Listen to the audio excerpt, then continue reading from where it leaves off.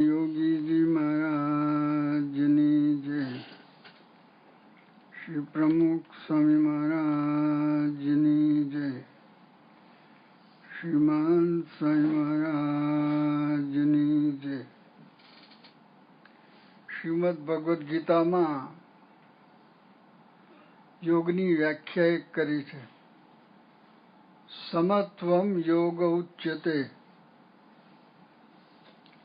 સારા નરસા પદાર્થમાં સમત્વ થઈ જાય.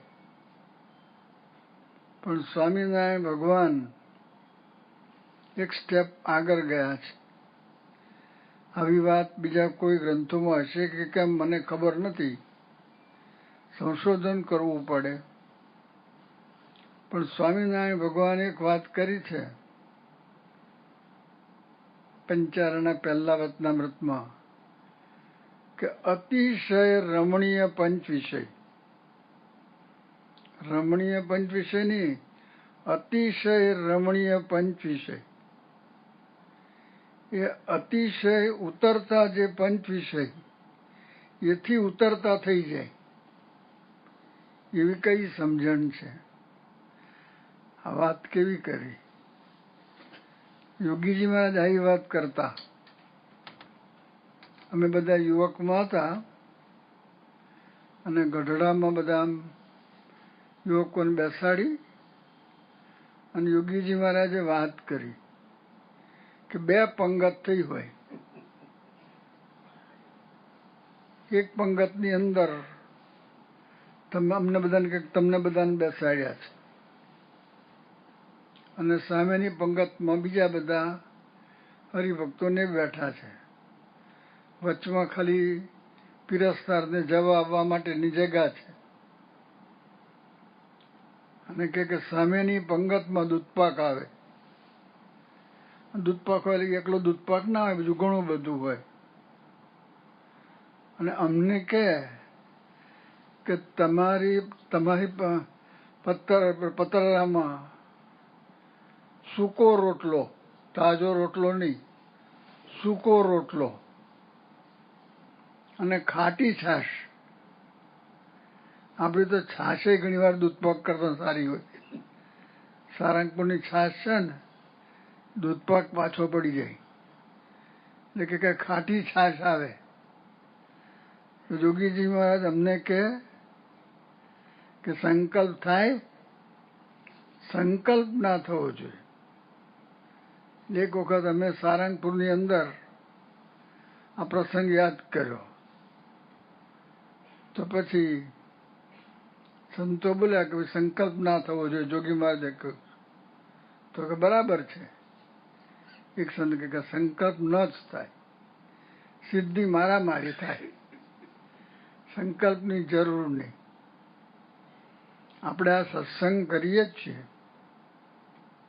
આવી કંઈક ભૂમિકાઓ છે. આ ભૂમિકામાં જવાનું છે. ભલે આપણે ગયા નથી, પણ આ સત્સંગ ખાલી એક આમ બધા ભેગા થાય છે એવો નથી. તેની શરૂઆત પછી નીચેથી કરવી પડે. જે જ્યાં ઊભા હોય ત્યાંથી. દરેકના લેવલ જુદા છે. બધા સત્સંગ કરે છે. વિદ્યાર્થીઓ અભ્યાસ કરતા હોય તો બહાર શું હોય કે ભાઈ આ બાલ મંદિરના, કેજીના, પછી આ પહેલા ધોરણના. અહીંયા તો ધોરણ એકનું એક જ હોય, કેજીનો હોય ને પીએચડી એ હોય અને ડિલીટે હોય, બધા જ હોય. એ ભેગું હોય એટલે ખ્યાલ નથી આવતો. પણ દરેકે પોતાનો વિચાર કરવાનો કે આપણે આ રીતે જાગૃત થવા, આ જવાનું છે. આ ભૂમિકા, આ કોઈ સામાન્ય વસ્તુ નથી. યોગીજી મહારાજ કહેતા કે મંદિર બ્રહ્મ વિદ્યાની કોલેજ છે. આ બ્રહ્મ વિદ્યાની કોલેજ છે.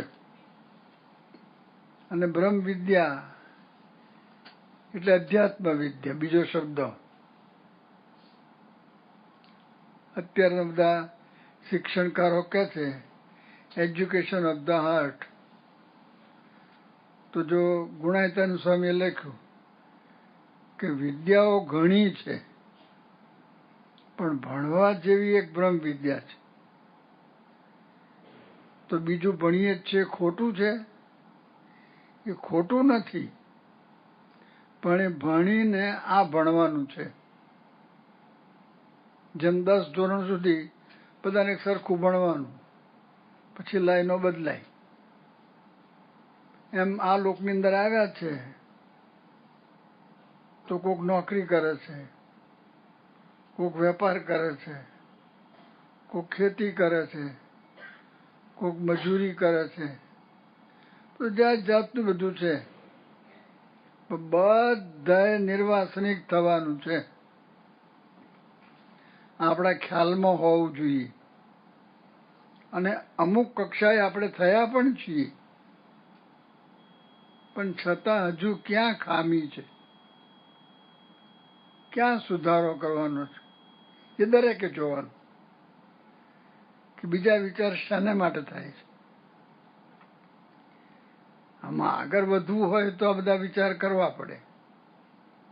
એ તો ચાલે છે, કોઈ કાઢી મૂકવાનું નથી, પણ આવી ભૂમિકાઓ છે કે આપણે આ નિર્વાસનિક થવાનું છે. આવા વિચાર બધા કાઢવાના છે. જગતના વિચારો ચાલ્યા કરે છે, આપણને રોજ નવું નવું નવું નવું. તો આ શબ્દો મોટા પુરુષોએ કહ્યા છે અને આ રીતે વર્ત્યા છે, પાછું કહ્યા છે એવું નથી. આજે શ્રીજી મહારાજનો કેટલો પ્રભાવ હશે, કેટલો પ્રભાવ હશે, વિચાર તો કરો. કે શ્રીજી મહારાજનું નામ, તે વખતે આવી કોઈ વ્યવસ્થાઓ નહોતી, છાપા નહોતા, આવા ટીવી નહોતા, કાંઈ નહોતા. અને એક જણાએ ખાલી આમ કંઈક નામ સાંભળેલું અને ઠેઠ યુપી બાજુનો હતો, પણ એણે મહિમા સાંભળેલો. તો યુપીમાં ગયા પાછા, તે વખત તો પદયાત્રા કરીને આવવાનું, દ્વારકાને બધા આવતા. તો ત્યાં જઈને વાત કરી કે પશ્ચિમ મેં જીવન મુક્તા પ્રગટ હુઆ હૈ. જીવન મુક્તા એટલે સ્વામિનારાયણ ભગવાન. તે સમયે સ્વામિનારાયણ ભગવાન માટે આ એક શબ્દનો પ્રયોગ લોકોમાં પ્રવર્તેલો, જીવન મુક્તા પ્રગટ હુઆ હૈ. તો ત્યાં આગળ યુપીમાં આ નિત્યાનંદ સ્વામી, નીલમણિ શર્મા, લખનઉ પાસે એમનું ગામ, તે વખતે એની 80,000ની મિલકત હતી. એણે નામ સાંભળ્યું, ખાલી ફોટો જોયો જ નથી, ક્યાં ફોટા હતા. એને કંઈક આમ જુદું લાગ્યું, કોકે વાત કરી અને એને કંઈક જુદું લાગ્યું કે બરાબર છે. તો શ્રીજી મહારાજના દર્શન કરવા માટે આવ્યા અને મહારાજના દર્શન કર્યા. હવે આયા એટલે ચાલીને આવવાનું, પદયાત્રા. અને મહારાજના દર્શન કર્યા અને મહારાજને કહે કે મને દીક્ષા આપો. તો મહારાજ કહે કે દીક્ષા એટલે સમજો છો? વૈષ્ણવમાં દીક્ષા એટલે ખાલી કંઠી પહેરાવે એને દીક્ષા કે. એક જ શબ્દોને પછી ઘણા અર્થ થતા હોય છે. આપણે ત્યાં દીક્ષા એટલે આ ભગવા પહેરવાના, ભગવા પહેરતા પહેલા પાર્ષદની દીક્ષા આપે કે દીક્ષા એટલે જાણો છો કે હા આ ભગવા પહેરવાના. તો નિત્યાનંદ સ્વામીએ ખાલી નામ સાંભળીને આવ્યા અને મહારાજે એમને દીક્ષા આપી. કેટલો પ્રભાવ હશે, વિચાર કરો. હવે કોઈ વ્યવસ્થા હતી તે વખત? આ અમદાવાદનું મંદિર, સ્વામિનારાયણ ભગવાને જે 6 મંદિર બાંધ્યા એમાં પહેલું મંદિર અમદાવાદનું છે. હવે કેટલા વર્ષો પછી બંધાયું છે, ત્યાર પછી બીજા બધા મંદિરો થતા ગયા. મંદિરો નહોતા, સંતોને કોઈ રહેવાની વ્યવસ્થા નહોતી, કોઈ ભોજનની વ્યવસ્થા નહોતી, ભિક્ષા માગવાની હતી.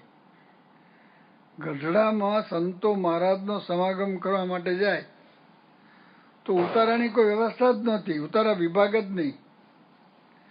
નદીને કિનારે ઉતરવાનું, તો ગુણાયતાન સ્વામીનો ઉતારો અને ગોપાલ સ્વામીનો ઉતારો નદીને કિનારે હોય, અને નદીમાં નહીં લેવાનું, અને ભોજન કે ભિક્ષા માગી લેવાની.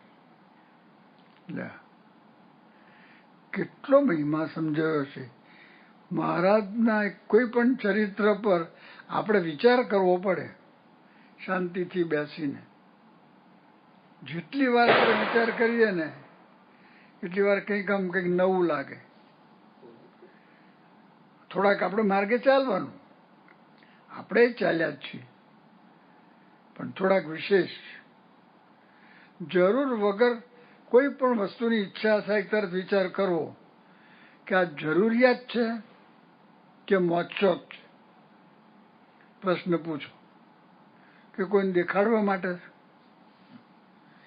પોતાને જ જોવાનું. તો જરૂરિયાત હોય બરાબર છે, પણ મોજશોખ ઘટાડો અને જરૂરિયાત પણ ઓછી કરો. જરૂરિયાત છે બરાબર છે, ઓછી કરો, અને એ પણ સાદી રાખો. કે તમારે ઘડિયાળની જરૂરિયાત છે, ખાલી જગ્યા પૂરો કે હા, સાદું ઘડિયાળ રાખો. મોંઘા ઘડિયાળ શું કરો રાખવાના? કોને દેખાવ? કોને તમારે ઘડિયાળની પડી છે? તમે ગમે તેટલા લાખનું ઘડિયાળ પહેરો તોય છે બધું, લોકો એમાં ચાલે છે અને કંઈ બધું કરે છે બધું. મને એક ભાઈ મળ્યા હતા ત્યાં બેરીનમાં, એના હાથ ઉપર 15 લાખ રૂપિયાનું ઘડિયાળ હતું. એના હાથ ઉપર મેં જોયું, આમ પાછું 2 રાખતા હતા, એક ઘેર. શાને માટે? એનો વઘાર કરવાનો, એને બદલે લઈને બેંકમાં જમા મૂક્યા, વ્યાજ આવે. 2 શું કરવાના? પહેલો તો પ્રશ્ન એ છે કે 15 લાખની જરૂર શું છે? હવે એની સામે જુઓ. ઉપેન્દ્ર ઓઝા, ઘણા સંતો બધા ઓળખે છે, તમે કદાચ ના ઓળખો. કોઈ કેનેડામાં હતા, એ ઘરમાં ઘડિયાળ જ નતા રાખતા. આવું ઘડિયાળ નહીં, વોલ ક્લોક પણ નહીં. તો સંતોએ પૂછ્યું એમને કે ઘરમાં તમે એકેય ઘડિયાળ રાખતા નથી, કે શું કરવા રાખવાનું? ઘડિયાળનું કાર્ય શું? મૂળ ઉપર જાઓ તો આ સત્સંગ શું છે સમજાશે. આ લોકોએ રાજપાટ છોડ્યા છે. કેમ ભૂલી જઈએ છીએ આપણે? વારંવાર યાદ કરવું પડે. આ તો એણે કહ્યું કે ઘડિયાળનું કાર્ય શું? કે ટાઈમ જોવાનું. કે મારા ઘરની સામે જ ટાવર છે, અને એ ટાવર વ્યવસ્થિત છે, લોચાવાળું નથી. બરાબર standard time, Canada standard time આપે છે. પાછું એવું નથી અહીંનો ટાઈમ જુદો એનો ટાઈમ જુદો હોય, એવું નથી. સ્ટેન્ડર્ડ ટાઈમ, કોઈ દાડો આગું પાછું નહીં. તો મારે ટાઈમ જોઈએ તો એમ જોઈ લઉં છું, ટાઈમ જ જોવાનો. પછી કાર્ય શું છે? પછી કે ઓફિસમાં જાઉં છું, ત્યાં ઘડિયાળ છે, પતી ગયું. ઘડિયાળ જ નહીં નતા રાખે. અને આપણે ઘડિયાળના વિચાર આવે. નવી જાતના લુગડું આવ્યું એના વિચાર આવે. નવી જાતની ચશ્માની ફ્રેમ આવી એના વિચાર આવ્યા. કેટલા બધા વિચાર. પાછું વળવાનું છે. બધા પાછા વળ્યા છે, તમે જુઓ તો પાછા વળો. બિનજરૂરી બોલવું નહીં. મારે તમારી પાસેથી પાણીની જરૂરિયાત છે, તો હું તમને કહું કે પાણી લાવો, તો તમે સમજી જ જવાના છો કે નાહવાનું લાવવાનું નથી. અને સ્ટેજ ઉપર નાહવાનું ના હોય, એ પીવાનું જ હોય. એટલે એ પાણી લાવો એ 2 શબ્દ વાપરવાની જરૂરિયાત નથી. તમારી સામે જોવાનું કહું પાણી, તમે સમજી જ જાઓ, તમે કંઈ જડ નથી તે પાણી. પણ પાણી શબ્દ બોલવાની પણ જરૂરિયાત નથી. સાયલન્ટ.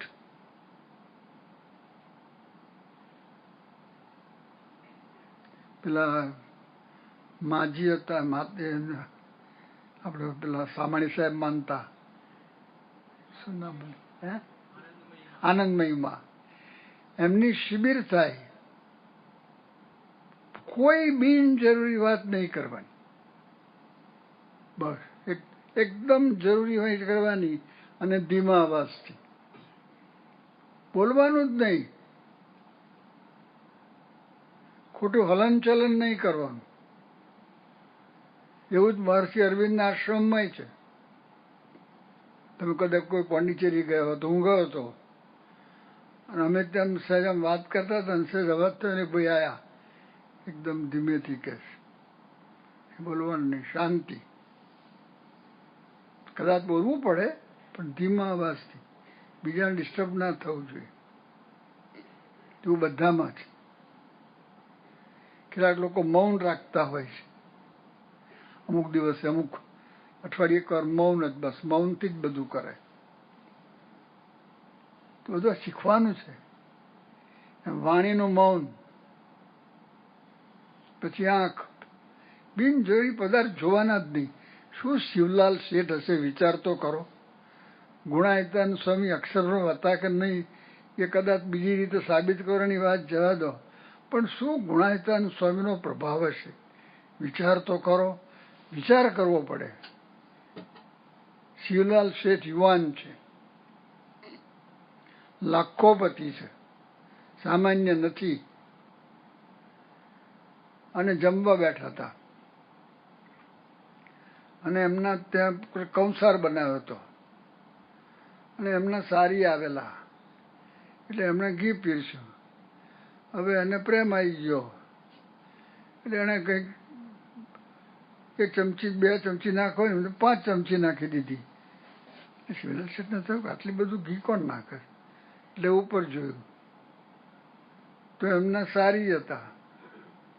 એટલે શિવલાલ શેઠે પૂછ્યું કે તમે ક્યારે આવ્યા?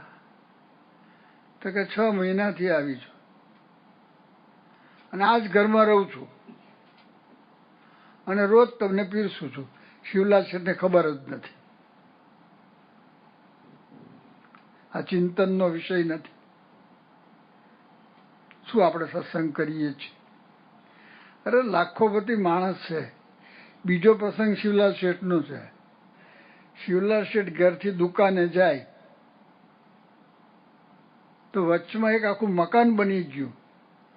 તો શિવલાલ શેઠને ખબર જ નહીં, મકાનનું કંઈક વાસ્તુ એમાં આમંત્રણ ખબર પડી, મકાન બની ગયું. ડાફોરિયા મારવાના જ નહીં, પાછું વળવાનું છે. બધા પાછા વર્યા. તમે જુઓ જ્યાં જે લોકો આગળ વધ્યા છે, બિનજરૂરી પદાર્થો બધા એ કરવા, ભગવાનને પામવાના છે. તો દરેક ક્ષેત્રમાં જે લોકો આગળ વધ્યા છે એ બધા આવી રીતે કરે છે. અને આ તો શ્રીજી મહારાજે શું કહ્યું કે આ બધું પછી અવમાનન આવ્યું. પોતે વિચાર કરવાનો. કોઈ અમુક વસ્તુ સુધી ચેક કરી શકાય, એ મુશ્કેલ છે. આજે તમે અહીં બધા બેઠા છો, તો તમારામાંથી કોઈ દારૂ પીવે છે, કેવી રીતે ખબર પડે? કોઈક વાર પાર્ટીમાં પીતા હો તો વોટ પાર્ટી? પાર્ટી ક્યાં ચીજ હે? નો પાર્ટી. ગમે તે હોય તો એ બાર હોવું જોઈએ. એનું નામ સત્સંગ, એનું નામ જયંતી. દુનિયાના પ્રેસિડેન્ટો ભેગા થયા હોય અને એમાં આમંત્રણ મળ્યું હોય, અને દારૂ હોય તો એ દારૂ લે જ નહીં. એ દ્રઢતા કહેવાય. સત્સંગમાં એ રીતે કરવાનું છે. એવા વિચારો, પહેલા આવી વાતો સાંભળવાની. લોકોએ જે દ્રઢતા રાખી છે આ બધી, આ તો દારૂની તો સામાન્ય બાબત છે. બીજા બધા આવા મોટા પુરુષોના આ વાત, આ ધોતિયાની વાત કરી હમણાં, શાસ્ત્રી મહારાજ, યોગીજી મહારાજના ધોતિયાની. લો, હવે જોગી મહારાજ માટે પેલા પ્રેમથી આજ, અને એ પેલા જે વાત કરી ને એના દર્શન મેં કરેલા ધોતિયું લાવના. એના મુંબઈમાં રહેતા, ત્યાં આગળ. તો જોગીમાને મૂંઝવણ થઈ, પાતળું ધોતું લાવવાનું. આમ બેચેની. કેમ બેચેન છો? કે હવે આ ધોતું લાવશે, કહે છે કે મારે એને બહુ જૂનું એ જ છે, હવે મારાથી ના પડાશે નહીં. પછી નિર્ગુણ સ્વામી પેલાને કહ્યું કે તમે જ્યારથી પાત્ર ધોતિયાની વાત કરી છે ને, ભગવાનદાસ શેઠ, આ નામ યાદ આવ્યું હમણાં હવે, તો કે ભગવાનદાસ શેઠને નિર્ગુણ સ્વામીએ કહ્યું કે તમે જ્યારથી આ પાત્ર ધોતિયાની વાત કરી છે ને, જોગી મહારાજની ઊંઘ ઉડી ગઈ છે, એને બેચેની થઈ ગઈ છે. એમ તો શું કરું? કે ઝાડામાં ઝાડું લઈ આવો. વિચાર, 40 વર્ષ સુધી કોથરા ઉપર સૂતા છે. અને અત્યારે બધા એવા કે છે. મુંબઈમાં કોઠારી સ્વામી છે, મારા ખ્યાલથી લગભગ એક્ઝેક્ટ વર્ષ તો બહુ ખ્યાલ નથી, પણ 30થી વધારે વર્ષ ખાલી કંતાન ઉપર સૂતા છે. ઓશીકું નહીં, નો ઓશીકું. ક્યાં ઓશીકાય? વાત જ નહીં, કશું જ નહીં. પછી આ બધું ધીરે ધીરે પાછું વરવા, બધા પાછા વર્યા છે. તો એકદમ ટર્ન ના લેવાય, કારણ કે ગાડી બહુ સ્પીડમાં જતી હોય ને તો ટર્ન લે તો ઊંધી પડી જાય. પણ ધીરે ધીરે ટર્ન લેવાનો, જરા પાછા વરવાનું. તો અંતરદર્શી કરવાની છે, તો ભગવાનની વાત સમજાય, ભગવાનને પ્રાપ્ત કરવાના. આ ઇલેક્શન થાય છે, ધારો કે ગામમાં ઇલેક્શન હોય, નાનું ગામ 2000ની વસ્તીનું, તો એ કેટલું તૈયાર થવું પડે છે. પણ પછી એ ઇલેક્શનમાં જે ચૂંટાય એમાંથી એ જે પંચાયત થઈ, એ ગ્રામ પંચાયતના પાછા પેલા મંત્રી મુખ્ય થવું હોય એને પછી કેટલી તૈયારી જોઈએ. પણ તાલુકા પંચાયતમાં ઊભા રહેવું હોય તો, પણ જિલ્લા પંચાયતના પ્રમુખ થવું હોય તો, પણ પછી MP થવું હોય તો, પછી મિનિસ્ટર થવું હોય તો, પછી પ્રાઇમ મિનિસ્ટર થવું હોય તો. અને વર્લ્ડ પ્રાઇમ મિનિસ્ટર જેવી કોઈ પદવી નથી, છે જ નહીં અત્યારે. પણ ધારો કે હોય, આપણે કલ્પના કરો, અને આપણે વર્લ્ડ પ્રાઇમ મિનિસ્ટર થવું છે, કેટલી તૈયારી કરવી પડે. પણ વર્લ્ડ કિંગ થવું હોય તો એવી પદવી કદાચ ઊભી કરવામાં આવે કે આવી રીતે ચૂંટાય વર્લ્ડ કિંગ. આપણે જે અક્ષરરૂપ થયું, ગુણાયતન સ્વામી કહ્યું કે આપણો જન્મ 2 વાત સિદ્ધ કરવા સારું થયો છે. ગમે તે કરતા હો, પણ 2 વાત અમારે તમારે બધાએ કરવાની. એક અક્ષરરૂપ થવાનું, ભગવાનમાં જોડાવું. અક્ષરરૂપ થવું એટલે વર્લ્ડ કિંગ કરતા મોટા થવું. વર્લ્ડ કિંગ અક્ષરરૂપ જે થયો એની આગળ કહેવાય છે, ખરી આજ ખબર છે, દરિયા આગળ ટીપુડી, ટીપુ નહીં, ટીપુડી. સમજ્યા ટીપુડી? કેટલાક સમજ્યા છે અને કેટલાક નહીં સમજ્યા હોય. જે સમજ્યા હોય ના સમજાય સમજાવજો કે ટીપુડી શું કહેવાય. એ પદવી છે, આપણે સામાન્ય નથી. શાને માટે આપણે નીકળ્યા જ છીએ? શાને માટે આ બધું કરવાનું છે? દેખાવ માટે? ભલે લોકોને ગમે છે એટલે દેખાવ કરવાનો, અમુક કરવો પડે સમય પ્રમાણે, એ પણ નથી. એમાં આપણે કહેતા હોય રંગોળી પૂરવી પડે, તો લોકોને જરા ગમે આમ બધું થાય.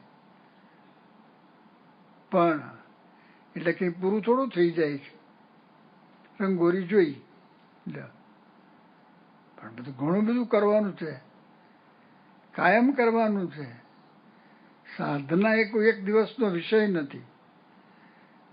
જેટલા બધા મોટા પુરુષો છે બધા બોલ્યા છે, રાજમાં દિન દિન દિવાળી રે. તો રોજ તો પોતાનું જીવન આવું બનાવતા જવાનું. આ રીતે આવા બધા મોટા પુરુષોના શબ્દો છે. અને ખાલી શબ્દો એટલે કંઈ મુખપાઠ કરે, રેકોર્ડિંગ પણ બોલી શકે છે. આપણા કરતાં સારું બોલે. આપણે તો ભૂલે કરીએ, રેકોર્ડિંગ તો ભૂલ ના કરે. અને રેકોર્ડિંગ તો ધારો કે યોગીજી મારે કંઈક બોલ્યા હોય, પછી તમારે સાંભળવું હોય તમે આમ દબાવો તો એક્ઝેક્ટ યોગીજી મારો અવાજ નીકળે. હવે તમે કદાચ યોગીજી મહારાજની વાત મોડે કરી દો, પણ યોગીજી મહારાજ જેવો અવાજ કાઢી શકશો? આમાં કોઈની તાકાત છે? એક્ઝેક્ટ યોગીજી મહારાજ જેવો અવાજ કાઢે, ટેપ રેકોર્ડિંગ કાઢે, એક્ઝેક્ટ અવાજ કાઢે, પછી એવું એક્શન કરે, એ બધું થાય. પણ જીવન એવું બનાવવાનું છે ને, ભલે ને એવો અવાજ ના નીકળે, તો એના આદેશે જીવન જીવ્યા છે. તો ગુરુઓ કેવી રીતે કર્યું છે, લોકોએ ત્યાગ કર્યો છે, ત્યાગની વાત છે, આપણે કર્યો છે, પણ હજુ ક્યાં ખામી છે એના વિચાર કરવા. અને દરેકે પોતે જ કરવાનું, થોડુંક કરો એટલે આગળ દેખાશે. તો એ માર્ગે આપણે ચાલ્યા જ છીએ. હજુ આગળ વધવાનું, ઊંડા ઉતરવાનું, અને વિશેષ બળ મળે, પ્રેરણા મળે એ પ્રાર્થના. ગુણાતીતમ ગુરુમ